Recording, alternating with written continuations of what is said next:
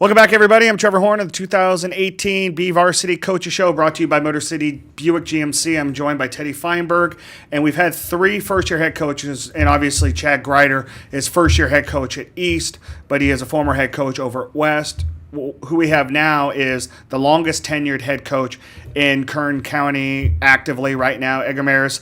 You've been at Arvin since 1999, is that right? 2000. I mean, when you look at that and that longevity, let's jump into the one big thing that's a glaring difference this year rather than any other year, man. You were on your team was on the practice field on July 23rd, and you've got a game on August 17th. Did you ever think that you'd ever be playing an actual regular non-league game, the 2 weeks left in August? No, it's before school even starts, so we haven't even had our students to tell them to come out and watch us play, or our first game is going to be that first week of school. So it's definitely, we're feeling that we're starting a lot earlier, and the heat hasn't helped. No, not at all. And the thing is that it's hot outside. I didn't even notice that. That's I think we talk about it with you. We talk about it with the coaches up in Delano. We'll talk about it with Casey Quinn over at McFarland. We've talked about it with even Christian Johnson and Miramonte. You've got kids that aren't just high school athletes. They've got things going on at home. They've got to work. Their parents ask them to do things that aren't part of school or activities like athletics. How much of that is really kind of worn on you guys as well, because you're asking the kids to do even more during the summer before school even starts? Well, definitely. I mean, the kids out there that use the summer to kind of help their families financially. So we have a lot of kids working. So an example of that is we had a mandatory coaches meeting at Centennial the other day at 6:30. Yeah. And we were all told, hey, you can't practice before 6. So we decided to have a morning practice. Well, out of the 31 kids that I have on the roster, 13 showed up. Yeah. The rest of the kids were at work. And you can't discipline them because you know what they have to do. Yeah, we know that this is the time that they use to make a little bit of extra money to help their families out and put a little money in their pocket for school. So, we're not going to write them too much about that. Yeah. Edgar, after all these years, what drives you to coach? Because you look at guys, they step away so often nowadays because, outside motives push them out of the game. What's kept you as a head coach for so long? Well, just the fact that I love the community where I'm at. Obviously I grew up there, and I felt like there was some pretty important role models like Coach Chamberlain, Coach Satterfield, and some teachers along the way there that really had an impact on my life. I wanted to do the same for the kids out there. And the big thing is I also saw a lot of turnover in other programs, going to basketball, going to whatever program you talk about. And I just didn't see that as a good thing for our kids out there. I just think they need consistency. They need somebody that they know year in and year out is going to be there.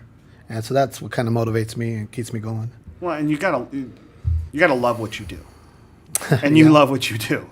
Yeah, definitely. I mean, it's a grind, and when you haven't been successful as far as the W's are concerned, you got to have something else that you hang your hat on, and that's having an impact on kids. And when some of these kids come back and they're doing what they're supposed to, and you feel like you've had a little part in that, that's what keeps you going. Well, and Teddy, and you think about it, we live in a generation and an age now where, everybody changes jobs. I mean, nobody keeps jobs for 30, 40 years. My dad worked for the state of California as a mental health research specialist for 33 years. And you just don't see that anymore. I mean, when you look at that and you see a head coach that's, been there for 19 years, I mean, you're awe-struck by it. Well, and then, of course, kind of as Coach alluded to, he's doing it at a program that's near and dear to his heart.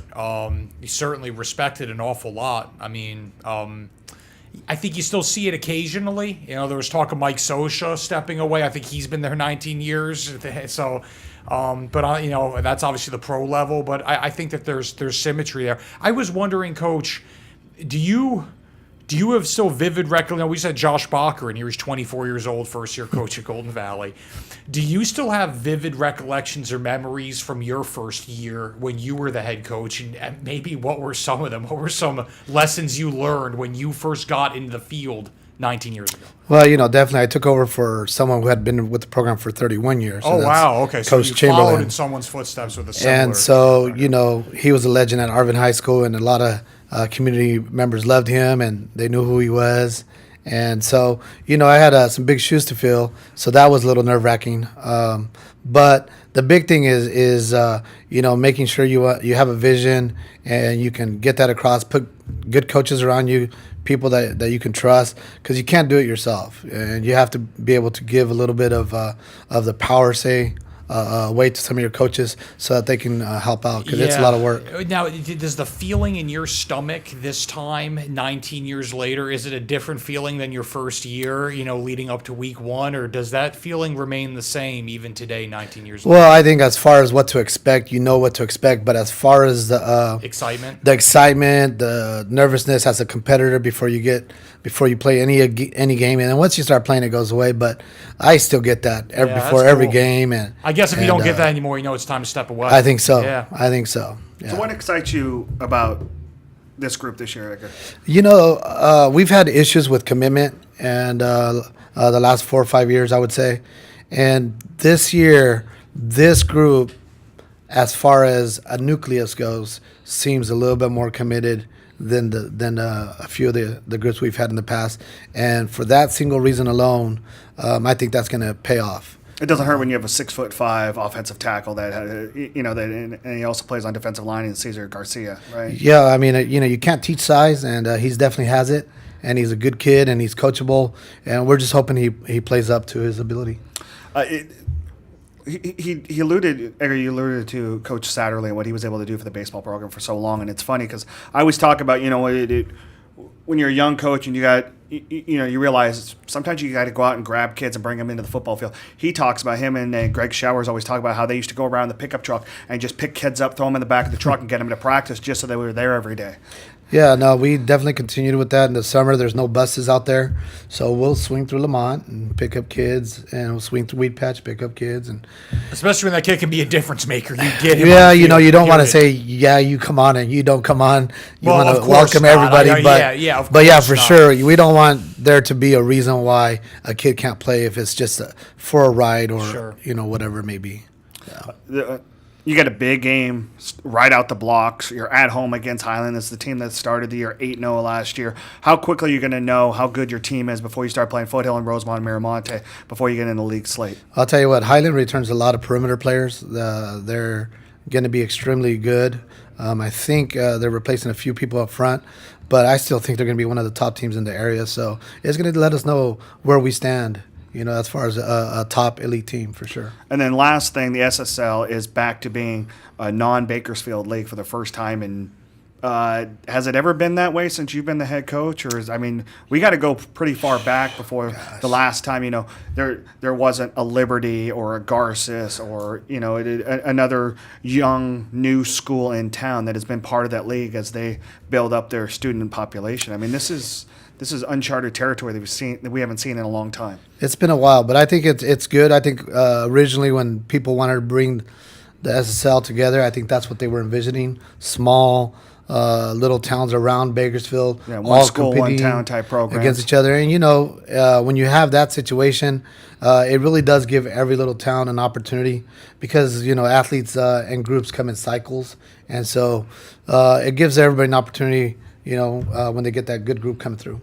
And then lastly, you walk in and you gave, Kerry Mills a handshake and a hug. And you look at this community in Kern County. I mean, that's another reason why you stick around too, because it's a tight-knit coaching community, right?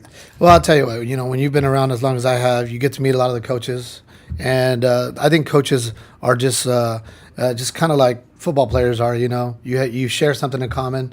In this case, it's football. And so when you have that in common, and especially with, guys that you can relate to because they're also head coaches, they kind of understand what goes on behind the scenes, and you have a mutual respect for each other. All right. Edgar, you got a scrimmage in 2 days. You got a football game in a week, and we're still only on August 8th. So, I mean, it's in 19 years, everything changes for you. We appreciate you coming in. Thanks for your time. Good luck this season. Wish you all the best. Thanks for coming in.